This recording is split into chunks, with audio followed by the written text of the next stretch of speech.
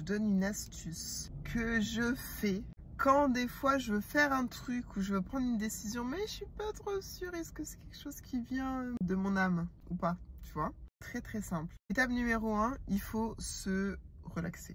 Donc vraiment se détendre. Essayez de penser à rien, si possible, mais vraiment se détendre si vous réussissez pas à penser à rien, parce que c'est vrai que les pensées, ça tourne tout le temps. Concentrez-vous juste sur votre respiration, sur maintenir une respiration calme pendant quelques secondes. Et ensuite, du coup, vous pensez à ce que vous voulez choisir, à la décision que vous voulez prendre. Et pas seulement ça, mais en fait, vous visualisez tout le chemin. Vous visualisez comme si vous êtes en train de faire cette chose que vous avez en tête. Que vous êtes en train de suivre cette décision, comme si vous aviez pris cette décision et puis tout ce qui se passe après, en fait.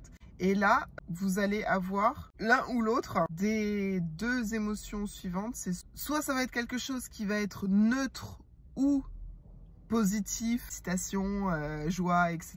Soit c'est quelque chose où on va ressentir ce pas envie, ou bien ce ou ce oh là là, et parfois aussi lorsqu'on fait cette visualisation et qu'en fait on ne peut pas s'empêcher dans cette visualisation de partir dans des scénarios catastrophiques, hein, généralement c'est qu'il y a des choses à nettoyer, on va dire, tu vois. Pourquoi? Parce que le fait de partir dans des scénarios catastrophes, en fait, ça montre qu'on n'a pas assez travaillé la maîtrise, le contrôle de ses pensées. Et pour pouvoir travailler la maîtrise, le contrôle de ses pensées, en fait, il faut passer du temps en méditation. Et il faut passer du temps, du coup, seulement seul avec soi-même, à juste regarder, observer nos pensées sans jugement. Vraiment regarder ses pensées sans jugement et réaliser, ah ouais, mais je suis moins positif que ce que je croyais. Pas de souci, on est tous passés par là. Oui, on pense tous qu'on est super positif jusqu'à ce qu'on regarde ce qui passe dans notre tête tout le temps.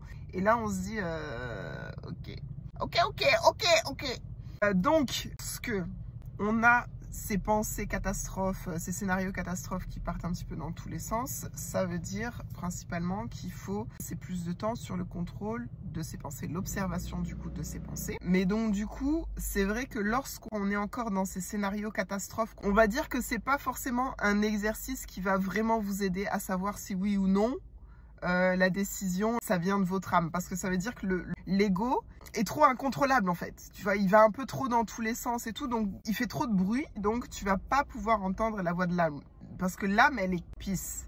Tu vois, l'âme, elle n'a pas besoin de crier. Donc, il faut quand même passer du coup dans un premier temps par ces méthodes d'observation de pensée pour pouvoir se libérer en fait de tous ces scénarios catastrophes qui viennent tout le temps. Et donc du coup, tout ça pour dire que selon le ressenti que tu as quand tu fais cette visualisation, tu vas savoir si oui ou non tu te lances dans un truc ou dans un autre, quoi, tu vois. Bah, si vous êtes comme moi, voilà, je partage ma technique. Si vous n'êtes pas comme moi, écoutez, faites ce qui marche. Personne a la recette clé, ok?